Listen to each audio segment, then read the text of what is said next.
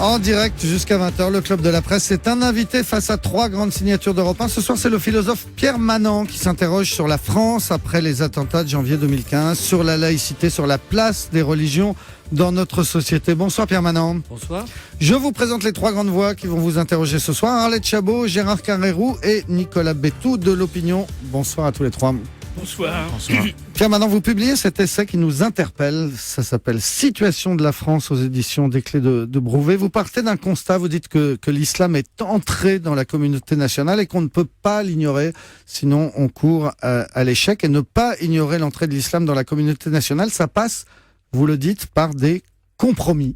Notamment des compromis, par exemple, sur les menus dans les cantines ou sur la mixité à la piscine. Vous allez très vite. Oui, je vais très vite parce qu'il a retenu un peu l'attention. Oui, on verra après que c'est beaucoup plus complexe que ça. Je regrette un peu qu'on ait retenu que cela, mais en tout cas, vous avez dit l'essentiel, c'est que l'islam est un problème à résoudre, fait partie des grands problèmes que nous avons à résoudre.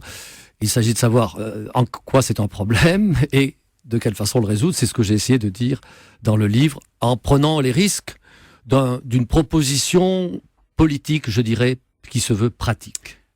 Ce que vous dites, Pierre, maintenant, c'est que les attentats auraient dû être l'occasion de réfléchir au modèle qui est le nôtre. Or, il n'en a rien été. La réaction a été « je suis Charlie », une réaction individualiste, alors qu'il aurait fallu une réaction qui fasse plus appel à la communauté, disiez-vous. Est-ce que vous pouvez nous dire pourquoi, à votre avis, la France n'a pas été capable de réfléchir sur un renouvellement des idées et de ces schémas après ces attentats?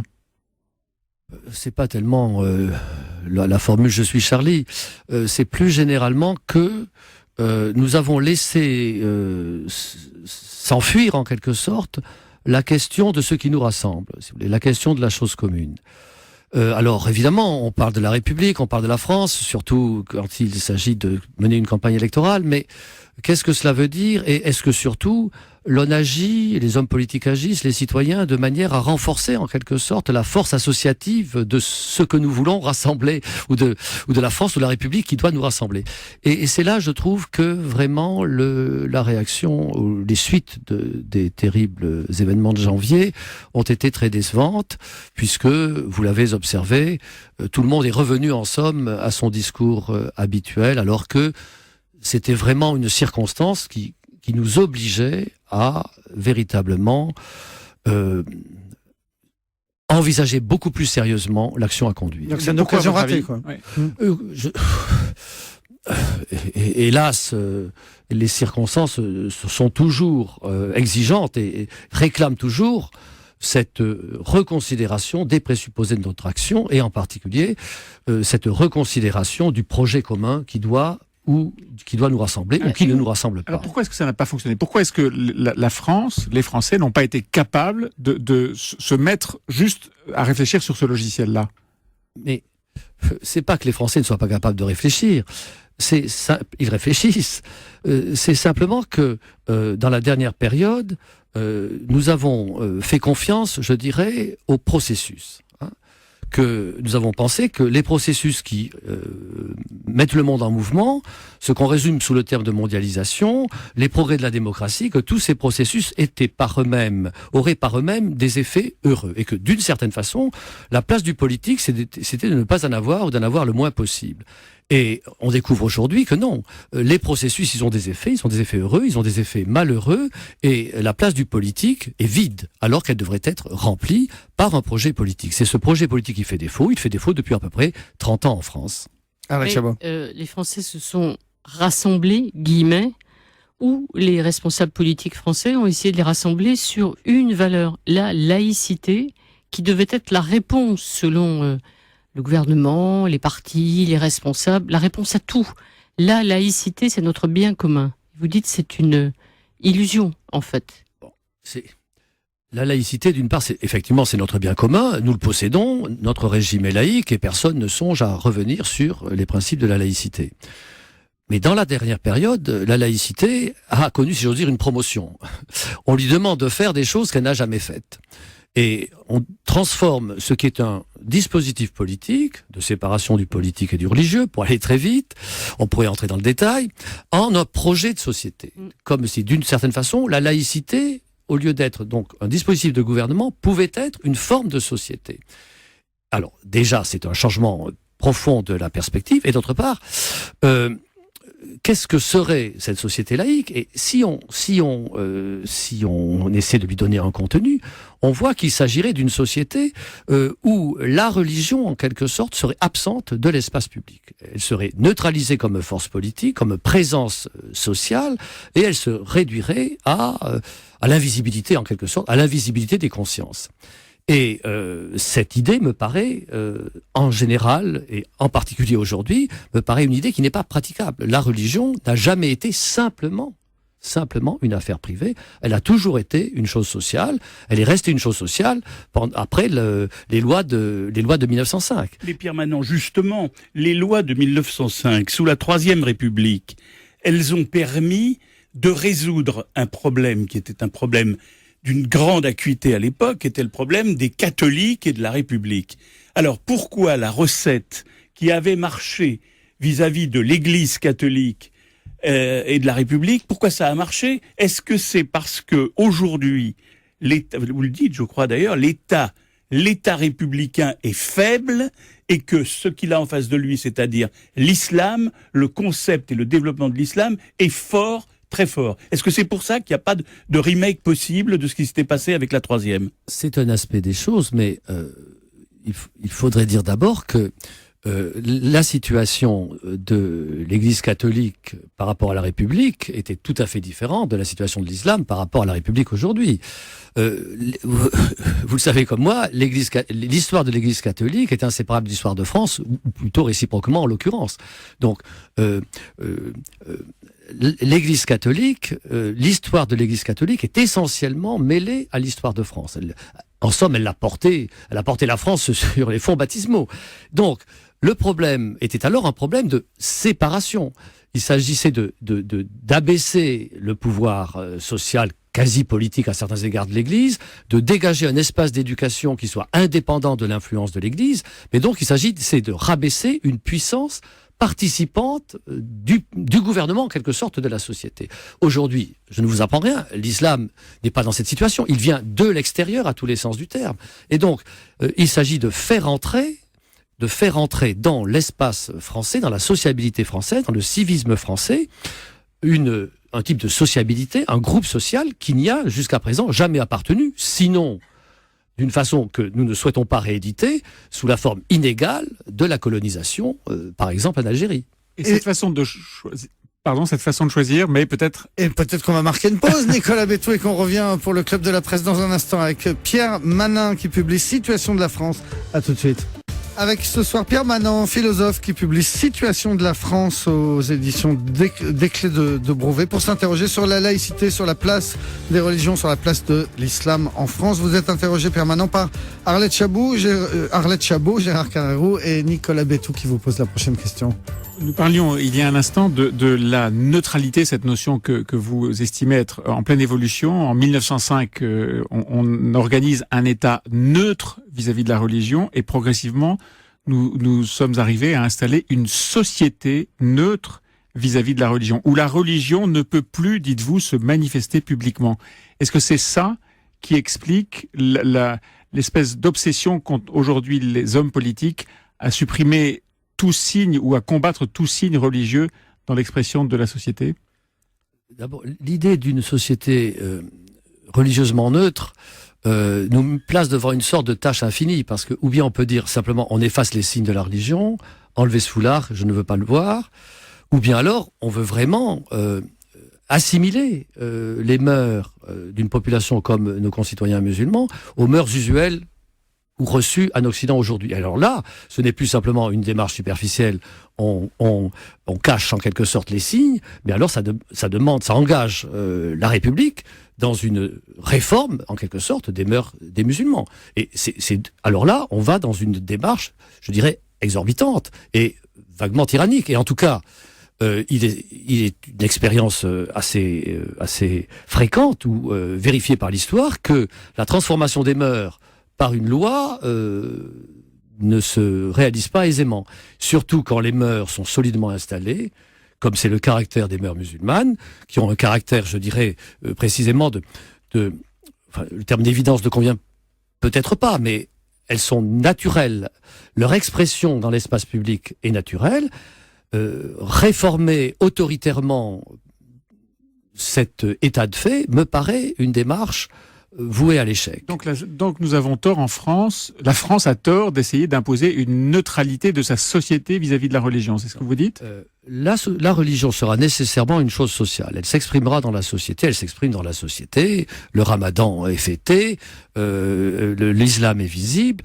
Donc cela est un fait. La République a déjà mis un certain nombre de conditions à la vie musulmane, comme elle met des conditions à la vie de tous. Il y a des règles. Et certaines choses qui sont autorisées, certaines conduites qui sont autorisées par l'islam sont interdites par la République, comme le voile intégral ou la polygamie.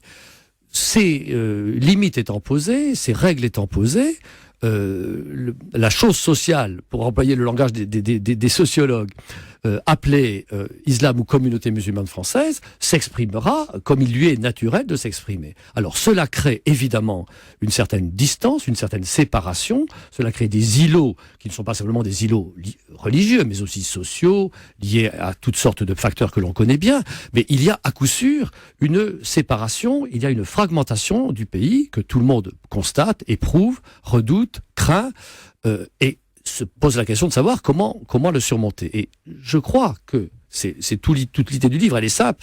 Bon, je ne crois pas à une réforme de l'islam par la République française. En revanche, j'aurais davantage confiance, je mettrais plus d'espérance dans une démarche indirecte qui, en quelque sorte, commençant par accepter avec moins de réserve et moins de méfiance, disons, certaines mœurs musulmanes, inviterait de façon plus pressante les musulmans à participer à la vie nationale. Et alors là, effectivement, et c'est là, à mon avis, le point le plus difficile et important de ma proposition, et sur lequel j'ai peu de commentaires, ce qui impliquerait pour la communauté musulmane française, véritablement, de choisir la France comme lieu principal de leur avenir, ce qui signifie d'étendre au moins leur dépendance, sinon rompre complètement avec cette dépendance par rapport à des pays musulmans ou à des organisations musulmanes dont les intentions ne sont pas amicales. Vous proposez, ça me fait penser au fond au compromis historique à l'italienne entre la démocratie chrétienne et le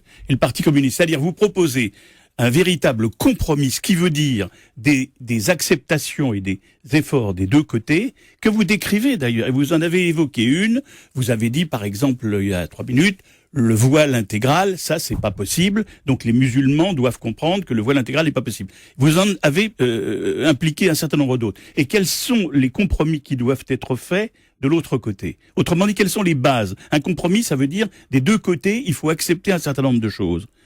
Oui, alors la question principale, je crois, c'est la question de la méfiance. La méfiance. Il y a une méfiance aujourd'hui qui est très palpable des non-musulmans à l'égard des musulmans, n'insistons pas sur ce point.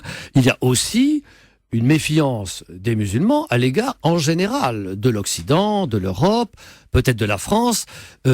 Donc, au moins une hésitation à entrer véritablement, une réticence, au moins pour un nombre suffisant d'entre eux, à entrer véritablement dans la vie nationale, et je dis à inscrire leurs perspectives d'avenir, pour eux, leurs enfants et leurs petits-enfants, et les générations à venir, dans l'espace français. Donc c'est là l'enjeu. Comment réduire cette double méfiance? Et alors, je suggère donc des mesures pour augmenter la confiance réciproque, et évidemment, la mesure la plus difficile, parce qu'elle serait difficile pour les musulmans, et pour le reste du corps politique, le reste de la nation, c'est véritablement ce que j'appelle la prise d'indépendance par rapport au reste du monde arabo-musulman, qui est aujourd'hui traversé de mouvements extrêmement destructeurs, on le voit bien, et par des agents historiques, je ne sais pas comment il faut les appeler, qui sont très ambitieux et qui ont des vues manifestement, nous pourrons les nommer ensuite, ou certains d'entre eux en tout cas, qui ont des vues sur l'Europe en particulier, et dont les intentions sont suspectes. Et il faut absolument, pour que, si vous voulez, la France retrouve des perspectives positives, puisse espérer dans son gouvernement de soi dans l'avenir, que l'ensemble français prenne son indépendance fermement par rapport à ces tendances. Alors, la grande crainte française, avant qu'on revienne sur la prise de distance des musulmans à l'égard des extrémistes aussi musulmans, sachant qu'il y a quand même un fond commun de référence à des valeurs, ce qui est assez logique effectivement, la grande crainte française, c'est le communautarisme. C'est-à-dire, on m'a toujours imaginé en France que si on acceptait certains compromis, vous l'avez dit tout à l'heure, on allait vers une société qui accepte les communautés et le communautarisme. Et donc ça, c'est la grande hantise. Oui, c'est une hantise fondée. Je pense que le communautarisme n'est pas à désirer. Je ne pense pas que nous soyons encore dans le communautarisme, parce que précisément, les musulmans, en quelque sorte, sont restés, je dis, sur leur quant à soi. Ils restent dans l'expectative, dans la méfiance, dans l'hésitation, et il faut avouer que de notre côté, je dis notre, les citoyens français non musulmans n'ont pas fait une proposition tellement franche d'intégration. Disons-le. Nous ne leur avons pas fait une proposition tellement franche d'entrer dans la vie française, et donc ils restent sur leur quant à soi. Alors, nous tournerions cette situation de communauté tout de même qui tente à se séparer, deviendrait du communautarisme si véritablement les musulmans s'installaient dans cette position de méfiance et n'intervenaient dans l'espace public que pour protéger leur territoire, en quelque sorte, la partie de la chose publique qu'ils occuperaient. Alors là, effectivement, la situation deviendrait extrêmement dommageable pour eux et pour les autres, parce que la chose commune serait véritablement perdue. Elle ne serait plus que l'objet des disputes des groupes en lesquels se composerait alors la société. On le sait bien, j'ai beaucoup d'admiration pour la vaillance de ce peuple, mais enfin, c'est effectivement la situation libanaise où les institutions communes sont partagées comme un butin entre les trois grandes communautés qui forment le Liban. Donc c'est là que l'on tombe vraiment dans le communautarisme. Aujourd'hui, nous sommes encore, nous avons encore le choix. Ouais. On marque une pause et on revient avec Pierre Manant qui publie La situation de la France et qui s'interroge donc sur la laïcité, sur les compromis que les uns et les autres pourraient faire pour vivre ensemble. À tout de suite. Et c'est un philosophe qui est ce soir l'invité du Club de la Presse, Pierre Manant, directeur d'études à l'EHESS normalien et auteur de ce livre, La situation de la France, sur toutes les questions de laïcité, de place de la religion en France. Vous êtes interrogé ce soir par Arlette Chabot, Gérard Carrérou et Nicolas Bétou. Mais Pierre Manant, maintenant qu'on se connaît mieux, depuis qu'on se connaît depuis une vingtaine de minutes au moins, je vous repose la question que je vous ai posée un peu directement au début de l'émission, à laquelle vous n'avez pas voulu répondre. Vous nous dites, il faut, entre la communauté française non musulmane et les musulmans, il faut faire des compromis, les uns et les autres. Les compromis des musulmans, vous en parliez juste avant la pause, il faudrait qu'ils soient plus indépendants vis-à-vis de puissances étrangères. Et les compromis que les non-musulmans doivent faire, vous les listez aussi. On doit faire des efforts, par exemple, pour accepter l'idée de menus spéciaux dans les cantines, par exemple. Je ne prétends pas légiférer. Non, mais vous suggérez. Ouais. Il y a des sujets qui me paraissent pas mériter une guerre de religion. Voilà. Et je trouve que les hommes politiques en particulier ont une fâcheuse tendance à s'emparer de sujets d'intérêt, à mon avis, secondaire par rapport à la gravité des questions les plus importantes, pour, en quelque sorte, faire valoir leur courage et leur mérite, alors que c'est vraiment, mal engagé, en quelque sorte, les énergies nationales. Donc, par exemple, on pourrait servir des menus halal ou kasher dans les cantines. Je trouve que les enfants aient le choix de ce qu'ils mangent, ou que ceux pour qui manger du porc relève d'une interdiction formelle de leur religion puissent avoir un autre menu. Ça ne me paraît pas engager la République réclamait que l'on mobilise les mânes des grands ancêtres. Vraiment, c'est une question de, je dirais, de convivialité, d'amitié sociale, surtout s'agissant d'enfants et d'adolescents qui, j'ose dire, doivent être conduits dans la chose commune. Autre exemple pour les piscines, par alors, exemple. pour les piscines, là, les horaires séparés dit, pour les garçons et les filles. Je l'ai dit dans le livre, mais de façon très rapide, comme tout ce qui est dit dans le livre, car le livre est bref, vous l'avez remarqué. Je ne visais là que les enfants d'âge scolaire ou les adolescents d'âge scolaire. Il s'agissait évidemment de la piscine pour scolaire. Voilà, parce que c'est important pour certains parents et je ne voyais pas d'objection majeure à accepter cela. Alors, je me heurte par cette proposition qui me paraissait une modeste proposition. Je me heurte à certaines objections scandalisées parce que ce serait une entorse à la mixité qui apparemment a été transformée en principe constitutionnel qui ne souffre pas d'exception. Or, je fais valoir que mon expérience des piscines séparées ne m'a pas jusqu'à présent n'a pas entravé mon développement personnel. Oui, parce que vous avez un âge où on n'allait pas à l'école de façon mixte, même à l'école, sans parler de la piscine. Cela dit, il ne faut pas simplement se défendre contre les critiques, il faut aussi admettre leur part de vérité. Il est certain que il faut circonscrire sérieusement les concessions. Et s'agissant de la mixité, par exemple, il y a un point sur lequel je suis absolument je ne favorise aucune concession, c'est par exemple les soins. Les soins à l'hôpital, il me paraîtrait impossible, enfin inadmissible d'accepter que, en quelque sorte, l'on puisse choisir son médecin et exiger un médecin femme quand c'est un médecin. Parce que d'abord, ça rend l'hôpital impraticable, ce qui n'est pas le cas pour les autres. Mais alors, mais ça pourrait pas être une raison opposable aux musulmans. Vous avez raison. Il y a une raison de principe. Je crois qu'elle tient à une chose très importante, c'est que devant le soin, devant l'urgence du soin, la pudeur naturelle cesse. C'est une expérience que nous faisons tous.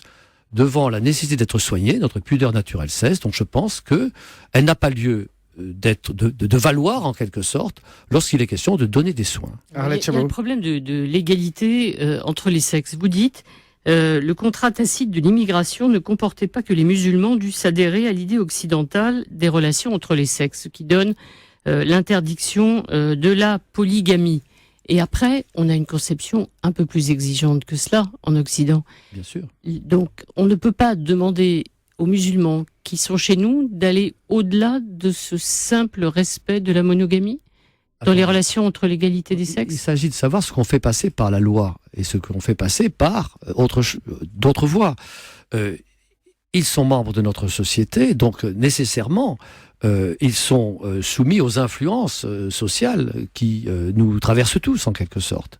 Ils vivent dans un régime de liberté de parole, de pensée.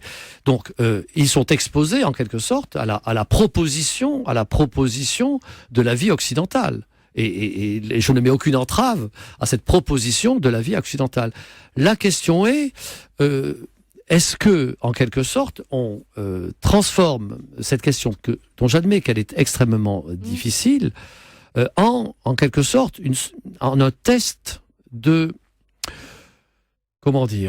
un test d'entrée, un test d'entrée dans la communauté nationale. Et c'est là que cela devient très difficile parce que les mœurs musulmanes, y compris dans les relations entre les sexes, ont une immense variété et certains aspects de ces mœurs nous sont absolument inadmissibles, et je suis sûr qu'ils sont inadmissibles à une grande partie des musulmans français. La lapidation, c'est inacceptable. La polygamie, c'est inacceptable. Après, l'égalité qu'on a déjà du mal à faire respecter, précisément, on peut leur demander aussi d'accepter. Vous le dites très bien, mais cette égalité et cette mixité, c'est toute la société qui fait effort pour la faire respecter. Donc ils doivent partager cet effort, s'y associer. On ne peut pas l'accepter qu'ils restent à l'écart. En tant que membres de cette société, dans la mesure où ils sont membres de cette société, ils participent à cet effort.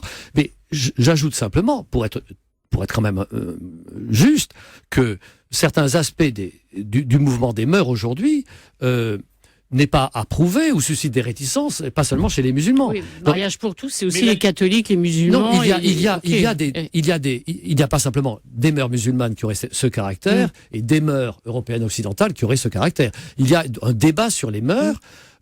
Un débat à l'intérieur du monde musulman, peut-être moins que l'on ne souhaiterait. Il y a un débat à l'intérieur du monde non musulman et un débat entre les musulmans et les autres. C'est un débat très complexe dont la liberté doit être assurément préservée. Mais il y a un point fondamental que vous avez à peine esquissé, là, qui est celui de la liberté d'expression. Parce que la liberté d'expression, quelque part, c'est ça qui est à l'origine des attentats de Charlie de janvier dernier. Dans votre livre, je cite deux phrases, vous dites « Ceux qui vivent en Europe doivent accepter que la loi politique ne mène aucune limite à ce qui est susceptible d'être pensé, dit, écrit, dessiné. » Dessiné, c'est les caricatures de Mahomet. Là, il y a toujours controverses et conflits entre une partie de la communauté musulmane et une partie de la communauté, je dirais, traditionnelle française sur le problème de la liberté d'expression. Est-ce que ça, c'est une des concessions du compromis que les musulmans doivent accepter ? Je crois. Parce que ils doivent accepter la liberté d'expression, c'est-à-dire aussi la liberté de conscience, c'est-à-dire aussi la liberté de changer de religion. Et c'est un point sur lequel je crois que ce n'est pas être injuste que de dire que les expressions publiques de la communauté musulmane ne sont pas toujours très claires. Donc, je crois en effet que la vie européenne est aujourd'hui inconcevable sans la préservation stricte de cette liberté. Maintenant, la façon dont chacun fait usage de cette liberté est soumis à d'autres aspects, à d'autres règles, à d'autres appréciations. Mais le principe de la liberté générale d'opinion, de conscience et de religion. Et de blasphème, par exemple ? Ça inclut évidemment la liberté d'expression, inclut évidemment la liberté de blasphème, bien sûr. Et ça indique aussi qu'on ne peut traiter d'islamophobe quelqu'un qui accepte ou qui débat ou qui met en cause la religion musulmane. C'est ce que vous dites. Je crois en effet que il y a une liberté de critique. Le terme d'islamophobie, l'usage du terme d'islamophobie a été extrêmement toxique pour la conversation civile en France et pour la confiance réciproque, parce que d'une certaine façon, on a offert aux musulmans qui, si j'ose dire, n'étaient pas déjà très chauds pour participer au débat public, un mot qui leur permet d'éviter le débat au motif que la question qu'on leur pose a une couleur islamophobe. Bon. Donc, il y a effectivement des méfiances réciproques à surmonter. Il faut les surmonter avec le plus de sincérité et de franchise possible. Mais la parole est libre et donc l'islam, comme toutes les grandes choses publiques, est exposé à la critique. Le christianisme est exposé à la critique depuis bien longtemps, le capitalisme, le socialisme, les États-Unis d'Amérique, la France, le président de la République, tout le monde est exposé à la critique, les musulmans aussi. Nicolas Béthou. Dans ce compromis que vous appelez de vos voeux et qui permettrait une meilleure intégration de la communauté musulmane dans la communauté nationale, vous dites que la France doit elle-même faire des efforts. On a vu qu'il fallait qu'elle accepte un certain nombre d'accommodements raisonnables, on peut les appeler comme ça. Il y a un point sur lequel vous insistez beaucoup, qui est ce que je cite, la désinvolture de la classe politique face à la dépendance dans laquelle nous sommes vis-à-vis des monarchies du Golfe. Et vous pointez la dépendance financière, budgétaire par rapport à des monarchies, Abu Dhabi, les monarchies Qatar et les monarchies du Golfe, qui vous paraissent être un vrai problème lié à l'islam. Là, j'ai peur que nous entrions dans les accommodements déraisonnables et vraiment très imprudents. Et je suis effectivement frappé, surpris, étonné de la facilité, j'ai dit de la désinvolture, je crois que le mot n'est pas est exact, non seulement de la classe politique, mais des institutions françaises, des grandes... Le Louvre et la Sorbonne, par exemple. Oui, je crois que il y a une grande différence entre s'ouvrir au monde extérieur, entretenir des relations nouvelles avec des grands pays avec lesquels on n'avait pas jusque-là beaucoup de relations, des grands pays même très différents de nous, disons la Chine, l'Afrique du Sud. C'est autre chose quand on entre dans une relation d'étroite intimité financière et de personnel, avec ce que j'appelle des agences historiques, parce qu'on ne peut pas dire ce ne sont pas des nations, ce ne sont pas vraiment des États. Le Qatar, qu'est-ce que c'est ? C'est un objet politique extrêmement intéressant, mais nous ne sommes pas, ce n'est pas un État. C'est à l'ONU quand même. Oui, c'est un État. Donc c'est un État au sens formel du terme. Ce n'est pas une nation. Ce n'est pas une nation. Ce n'est pas une tradition universitaire, intellectuelle avec laquelle nous sommes pressés de nouer des relations. Et néanmoins, cet agent politique dont nous savons que certains aspects de son action sont particulièrement dommageables ou suspects pour le moins, entrerait, je dirais, vraiment dans l'intimité des institutions constitutives de la France. Le Louvre à Abu Dhabi, vous êtes contre à Abu Dhabi? C'est un morceau de culture française. Je suis en tout cas extrêmement réticent, méfiant, et s'agissant en tout cas des universités qui me sont plus immédiatement connues que le Louvre, je crois que nous avons commis quelques imprudences qu'il ne faudrait pas prolonger ou renouveler. On marque une pause, si vous voulez bien, Gérard Carreau, et on revient avec le philosophe Pierre Manant, invité du Club de la Presse d'Europe 1.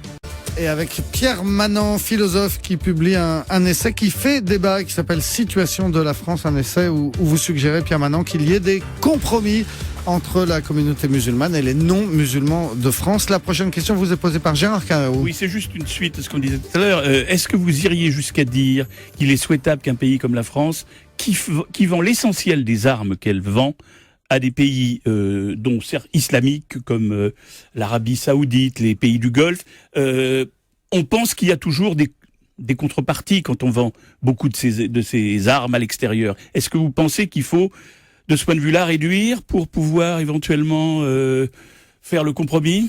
Alors, je ne suis pas en charge de la politique de la France. Certes. Donc, je m'en tiens au point que j'ai souligné. Il y a un problème de dépendance croissante à l'égard des financements venant de cette région du monde, et qu'au moins les grandes institutions françaises soient en garde contre la dépendance induite par ces financements. Il ne faut surtout pas que les mosquées françaises soient financées par ces pays. C'est ça d'abord l'urgence. Alors, avant, on est d'accord. S'agissant des musulmans de France, bien sûr. Alors, Alain Minc, qui était à votre place il y a quelques jours, lui suggérait qu'on puisse faire une sorte de moratoire à la loi de 1905 et que la France participe financièrement à la construction des mosquées. Je pense que c'est déjà le cas dans les communes, sous toutes sortes de formes. Je crois que là, il y a des entorses qui sont faites à la loi, des entorses que je dirais presque inévitables.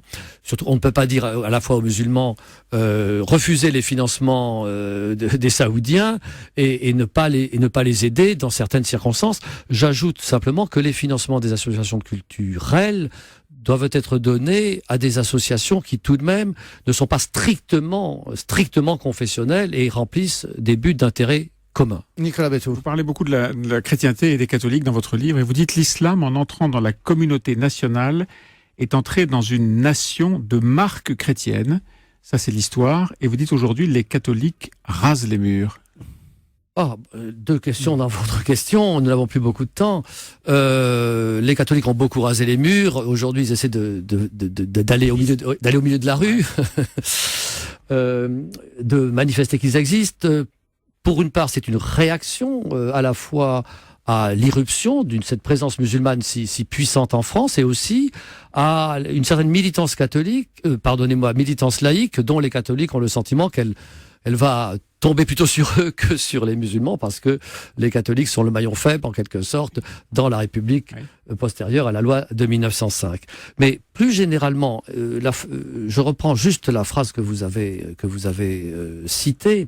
Je crois que c'est très important. Nous avons l'idée en quelque sorte que l'Europe c'est les droits de l'homme, point. Les musulmans entrent sur une terre où les droits de l'homme sont la règle, donc on n'a pas besoin d'autre chose. Les droits de l'homme s'appliqueront aux musulmans comme ils s'appliquent à tout le monde. Bien sûr, les droits de l'homme s'appliquent aux musulmans comme ils s'appliquent à tout le monde. Mais l'Europe n'est pas la plaine des droits de l'homme, comme je le dis. L'Europe est un paysage travaillé par l'histoire, plein de communautés diverses, de traditions diverses. Il y a une éducation européenne, des éducations européennes. La vie de l'Europe, ce sont ces nations et sa religion ou ces religions dans la complexité de leurs influences réciproques. Et donc, ils entrent dans un pays plein, si j'ose dire. Ils entrent dans un pays plein. Ils sont dans un pays plein et il faut donc accommoder des choses solides, réelles, substantielles. Ce n'est pas un espace vide. Et donc, dans ces choses réelles, solides, substantielles, il y a les nations et il y a la religion, y compris la vieille religion de ce pays, qui est si timide, qui est si embarrassée, qui est si maladroite, mais qui est toujours là et qui a encore des ressources, et des ressources non seulement pour faire valoir ses droits ou ses ambitions, le christianisme en général, mais aussi pour être avec les musulmans, d'une certaine façon, un lien peut-être plus fécond que simplement l'abstraction des droits. Voilà, et la citation complète de votre phrase sur la France qu'évoquait Nicolas Bétou, c'est « La France est une nation de marque chrétienne où les Juifs jouent un rôle éminent et où l'islam vient d'arriver et il ne faut pas l'ignorer ». C'est tout le sens de votre livre. Merci beaucoup, Pierre Manant, d'être venu nous voir ce soir. Situation de la France, donc c'est le titre de cet essai choc.